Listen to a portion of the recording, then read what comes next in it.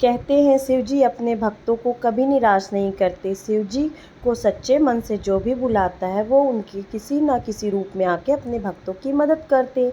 ये कहानी सुरेश ऑटो वाले की है। एक छोटे से शहर में सुरेश ऑटो चलाकर अपने परिवार का पेट पालता था, लेकिन उसकी ज़्यादा कमाई नहीं होती थी।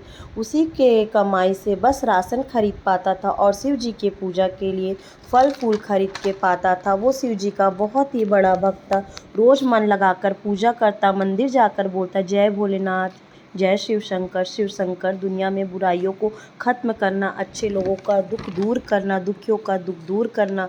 लेकिन सुरेश तो खुद ही बेचारा दुखी था। उसका परिवार बहुत बीमार, उसकी माँ जो बहुत ही बीमार थी, उसकी माँ जानकी बहुत दिनों से बीमार थी, बिस्तर से उठ नहीं पा रही थी। सुरेश ने डॉक्टर को कहा कि आपकी माँ कभी बिस्तर से नहीं उठ पाएगी, उनके दोनों कमर व पैर में जान ही नहीं है। और सुरेश चिंता में पड़ गया। माँ ने सुरेश से कहा, बेटा मैं तो आधमरी हूँ, मर गई हूँ, मेरे जीते जी तू अच्छे से रह और अच्छी शादी कर ले, मैं तो मर जाऊँगी। ऐसा मत बोलो माँ, अपना ख्याल रखो, मेरी जिम्मेदारी है। भोलेनाथ पर विश्वास रखो माँ, सब कुछ ठीक हो जाएगा। सुरेश शिव जी का भक्त था। वह रोज़ 2 वक्त की पूजा करता था। उसे भरोसा था कि शिव जी मेरे परिवार की रक्षा करेंगे।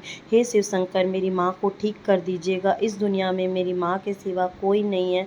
मेरा बेटा ऑटो चलाता है, हे भोले भंडारी उसकी मदद करना।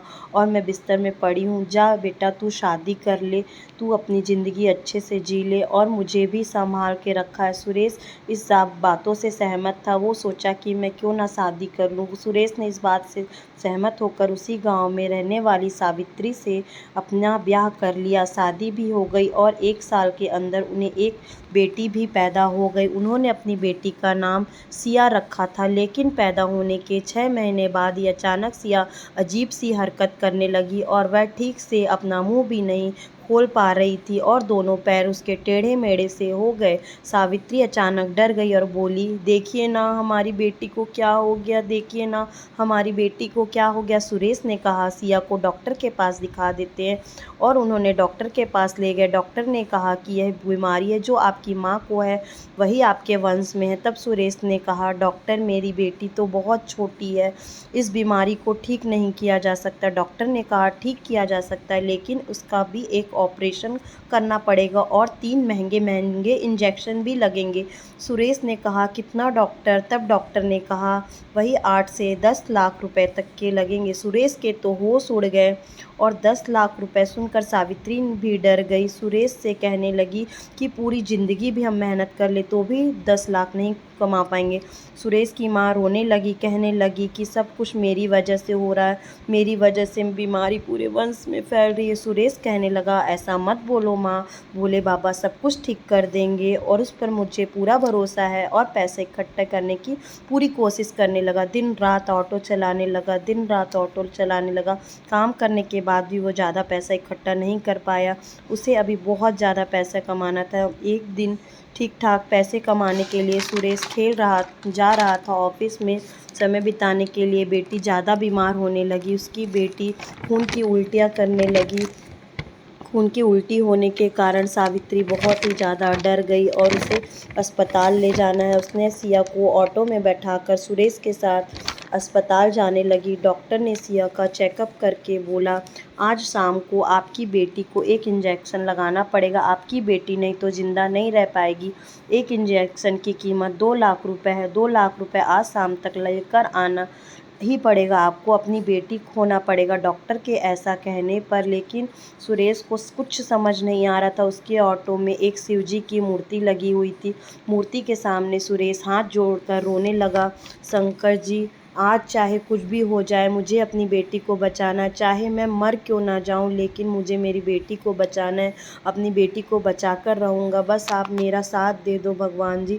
सुरेश ऑटो लेकर चला गया। पहले तो वो सबसे उधार मांगता रहा, हाथ जोड़ जोड़ के मुझे पैसा उतार, लेकिन किसी ने उसके गांव में मदद नहीं की, किसी ने उधार ही नहीं दिया। सुरेश को सुबह से एक पैसेंजर भी नहीं मिला और जेब में एक भी पैसा नहीं होने के कारण वह पूरा अंदर से टूट चुका था और रोने लगा, हे शिव शंकर, मैं अपनी बेटी को नहीं बचा पाऊँगा, कैसा बाप हूँ मैं तो इससे अच्छा मैं मर ही जाऊँ तो अच्छा। सुरेश अस्पताल गया तो देखा उसकी पत्नी और बेटी अस्पताल के बाहर निकाल दिया गया। उसकी बेटी ज़मीन पर पड़ी थी। उसकी पत्नी सिसक-सिसक के रो रही थी, सावित्री क्या हो गया, सावित्री क्या हो गया, हमारी बेटी मर गई, हमारी बेटी मर गई, पैसा ना होने के कारण हमें यहाँ से निकाल दिया गया। हे भगवान, मैं अपनी बेटी को नहीं बचा पाया, मैं नहीं बचा पाया, मैं क्या करूँ भगवान। इतनी देर रोने के बाद सुरेश को याद आया कि अब अपनी बेटी का मुझे अंतिम संस्कार भी करना है, लेकिन उसके जेब में एक भी पैसे नहीं होने के कारण सावित्री, मेरे पास मेरी बेटी के अंतिम संस्कार के लिए भी पैसे नहीं, मैं जाता हूँ भी पैसे लेकर आता हूँ। सुरेश ऑटो लेकर निकल गया और मन ही मन शिव जी को बुलाने लगा। भगवान शिव, मैं अपनी बेटी को जिंदा नहीं देख पाया, लेकिन अच्छे से उसका अंतिम संस्कार तो करना चाहता हूँ। बस एक पैसेंजर दिला दो भगवान जी, बस एक पैसेंजर दिला दो। तभी एक आदमी ऑटो को हाथ दिखाता है और ऑटो में बैठ जाता है। कहाँ जाना है साहब, बहुत दूर चलोगे? हाँ चलूँगा साहब, मुझे पैसों की बहुत ज़रूरत है। हाँ चलो, मैं तुम्हें रास्ता बताता जाऊँगा। और सुरेश चलता गया। आधे घंटे भटकने के बाद सुरेश ने पूछा, कहाँ जाना है साहब, बता दीजिए, मुझे जल्दी है, मेरी बेटी का अंतिम संस्कार करना। हाँ हाँ चलो चलो, आगे तुम्हें एक खेत दिखेगा, सुनसान खेत, वहाँ घुस जाओ, आप खेत में रहना, मैं हर जगह रहता हूँ। कुछ आप खेत में रहते हो? नहीं, मैं तो हर जगह रहता हूँ। कुछ देर जाने के बाद सुरेश खेत में घुस गया। उसकी आंखों के सामने अंधेरा छा गया और वह बहुत डर गया, लेकिन कुछ देर चलने के बाद उससे आंखों के सामने अंधेरा आ गया। उसने चारों तरफ देखा, बर्फ ही बर्फ दिखाई। अरे ये मैं कहाँ आ गया, यही मेरा घर है वत्स, ये कैलाश है, मैं कैलाश में रहता हूँ।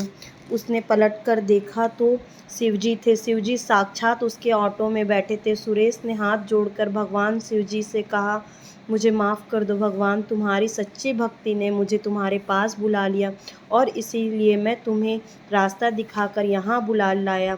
तुम्हारी भक्ति से मैं बहुत ज़्यादा प्रसन्न हूँ वत्स, मैं तुम्हें सब कुछ देना चाहता हूँ, लौटाना चाहता हूँ। शिव जी की शक्तियों से सुरेश की बेटी को ले आए और वो पूरी तरह से स्वस्थ हो गई थी। सुरेश को देखकर हंस रही थी। वत्स, अब तुम लौट जाओ, तुम्हारी मम्मी और पत्नी भी तुम्हारी प्रतीक्षा कर रही होगी। सुरेश अपनी बेटी को लेकर लौट गया।